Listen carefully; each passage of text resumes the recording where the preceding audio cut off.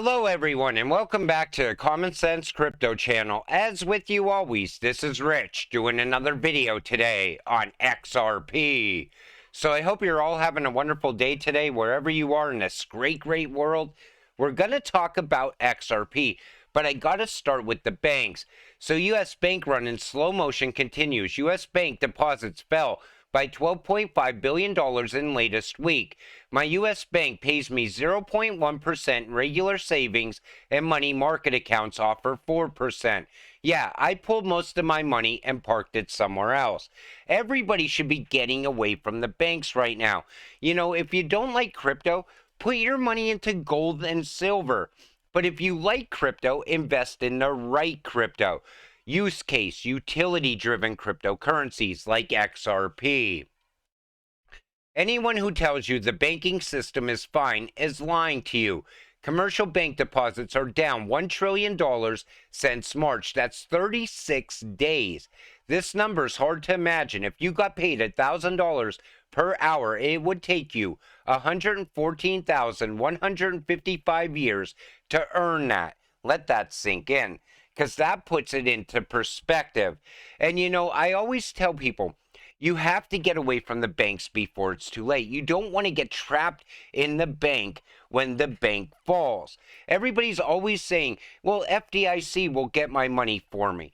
The government's going to fix the banking system. The FDIC does not care about you. They're talking about bail-ins. When they're talking about that, you can bet that's going to happen at some point. I still think this is all planned, and it's setting up for an emergency situation later. Multitudes of banks collapsing all at the same time. That would be absolutely catastrophic. That's when I believe they will bring in XRP. Everyone around the planet should be doing bank runs. Let the financial sector collapse so that we can bring on Ripple's XRP liquidity to save the day. These government agencies all know it will be XRP in the end, so quit fighting it and embrace it. This country right now could embrace Ripple and XRP and fix the banking system right now. Instead, they're pushing innovation right out of this country, and they're going on this anti-crypto agenda. You know, just want to crush the entire crypto space. But that's because our president does not care about us. He works for the World Economic Forum. Biden has presided over 3 of 4 worst bank failures in U.S. history. It's because if you look at his executive orders, they're all in line with the same agenda, the Great Reset, the New World Order. And right now we're watching the consolidation of the banks. And anybody who can't see it is going to get trapped in it. People that have massive amounts of wealth in the fiat system are going to lose that wealth unless they get into something else, unless they move that wealth into some sort of investment. That's why I said, you know, all through the time you were holding XRP, you always heard about the greatest wealth transfer in all of history. And that's going to come when the current system collapses out, bringing in the new financial system. It'll be the greatest transfer of wealth in all of history. And the good thing is, because you're an XRP holder, you will come out on the winning side of it. AOC and Matt Gaetz team up to ban lawmakers from trading stocks. Now, I thought this was great because AOC reached across the aisle to Matt Gaetz and came up with a bill which bans members of Congress from trading stocks. And that should have been done a long time ago. Because these politicians, they get to Washington, all of a sudden they get tied into the big banks. They get tied into insider trading. Then all they care about going forward is enriching themselves while the country continues to fall apart. Our infrastructure in this country is sad at this point. It needs to be fixed. They don't care what's going on. They only care about themselves. And they absolutely should not be involved in the stock market at all. This makes me sick when millions of people are in poverty or struggling to eat or pay their bills. I'm going to say it right now. King Charles is an absolute scumbag. He's a World Economic Forum hack. All he cares about is the Great Reset, and I'm going to pray for the people of the UK. CEO commends XRP community, and here's what he had to say. So I like what Brad said here. The Ripple CEO tweeted about how happy he was to have met so many XRP community members at XRP Las Vegas 2023, a two-day conference exclusive for XRP community members. He acknowledges the bond in the XRP community. And the bond is strong because we all share the same vision. Whatever vision got you into XRP, that's that same vision that all of us had, whatever it could be. Maybe it was the 589 vision or the 10K vision or the buyback vision. It doesn't matter. It got you here. What comes next is you getting rich from your investment, getting that financial freedom, having all the time to do the things you want to do. I'm going to try to get you there as much as I possibly can. I want to keep you positive, keep you holding. I want to get there with you. Let's get rich together. The Ripple Mafia makes the Godfather characters look like bitches. Now, I thought this was great, and I wanted to share it with all of you. So today, we'll talk about some interesting connections between Ripple and numerous influential individuals, including Bill Clinton, Donald Trump, and Peter Thiel, and powerful organizations including the IMF, Google, and the U.S. Federal Reserve. Ripple's primary vision is to enable the world to move money as fast as information. With over 300 employees and with offices in the USA, UK, Australia, Singapore, India, Luxembourg, Japan, and Dubai, Ripple provides services to over 100 corporate clients. Their products, XCurrent, XVIA, XRapid, are gaining traction and are being incorporated by huge names like Temenos. Even more, Chris Larsen, the executive chairman of Ripple, believes that XRP could even help prevent the next financial crisis by releasing the tied-up capital. I just thought that was great. But then they go on to talk about the history of Ripple as well, and the PayPal mafia, which includes Elon Musk. But that's what's great about this cryptocurrency. It has so much thought put around it as well. You could see all the ties to the big names. No matter what, if it's not Ripple directly, it's a partner of Ripple out there growing bigger and bigger on a daily basis. Here's some clarification from the president of Ripple regarding private ledgers and CBDCs to use XRP. Tokenization has always been a key feature of the XRP ledger, with over 5,400 plus issued tokens since inception.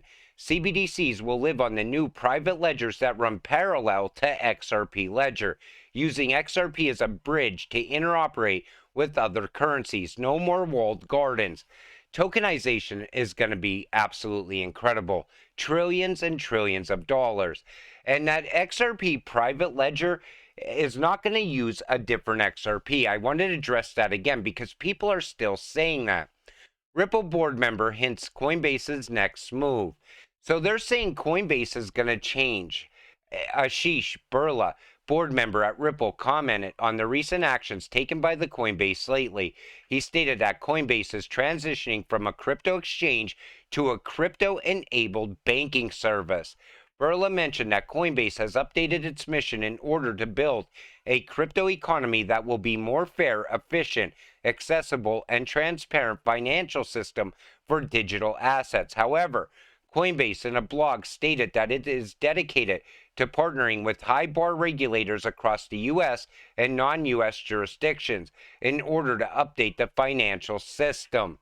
I think Coinbase and Ripple are working together more than we think. And now that we see these backdoor meetings, I think that's been going on for a lot longer than we think. I think this goes beyond the SEC case because it looks like Coinbase wants to become something much bigger than just an exchange. Now, I want you to hear what Gary had to say about having authority to regulate crypto exchanges because it's important. I do think that working with Congress, and I think it's only Congress that could really address it, it'd be good to consider, if you would ask my thoughts, to consider whether to bring greater investor protection to the crypto exchanges. And I think if that were to be the case, because right now the exchanges trading in these crypto assets do not have a regulatory framework either at the SEC or our sister agency, the Commodity Futures Trading Commission, that could instill greater confidence. Right now, there's not a market regulator around these crypto exchanges, and thus there's really not protection against fraud or manipulation or a coupling fee. I do. There's no framework out there, even as of today, around crypto. And yet, he's still out there enforcing made up laws, in my opinion. He uses the Howey test, an outdated test, and just, you could actually, if you twist the words right, the Howey could make anything a security. Or, and I think what's going on is the fact that Gary's strings are being pulled by the anti-crypto army in Washington. Plus, I think it goes all the way up to the president as well. That's who's giving him the authority to go out there and do all the things he's doing today. But he knows he doesn't really hold that much authority. Court gives SEC 10-day deadline to respond to Coinbase. And I think the court did that because they know the SEC always likes to just ignore everything or hold up or delay everything. So hopefully this will wrap up much sooner than we think around Coinbase and the SEC. Did you know that some of Ripple's team members include SEC Gov and NSA Gov? But I want to point out something different on here. You look at the 235 team members, and JP Morgan is listed as one of them. Now, here's my theory on JP Morgan. I think this case started because JP Morgan had the SEC slow down Ripple so that they could come up with an alternative. They couldn't do it. So instead, they went back to the, if you can't beat them, join them. Now I think JP Morgan and Ripple are working more together, because JP Morgan wants to stay relevant at the same time. Then there's Ripple and Mobi, Consortium for Automobiles.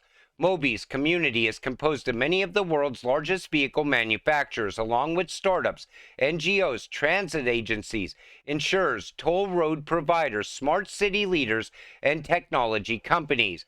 Now, before it was always talked about how vehicles will make payments to other vehicles in the future, and like Internet of Things. So you could see how Ripple can be tied to micropayments as well, not just the new financial system. Then there's this. So smart cities. This blockchain allows everyone with an internet connection to see the transaction log. However, only a restricted number of participants can contribute to the consensus mechanisms. Now, we don't want smart cities. If anything, they're nothing but a lockdown city, and they're not good at all. I hope they don't ever get off the ground. But it shows you how Ripple's technology can be used inside of a smart city as well. I want to give you perspective on what you're investing in, because it's not just Ripple moving money, it's Ripple making other payments as well. There's going to be so many payments going on throughout the world. White House to build international standards for DLT.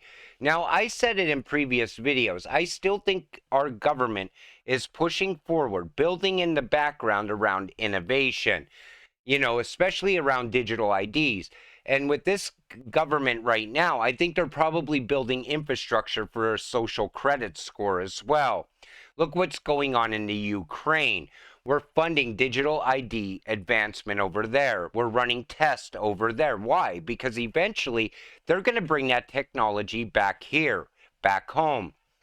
But a lot of people always feel like the U.S. is being left behind. I think we're falling behind, but not being left behind at the same time.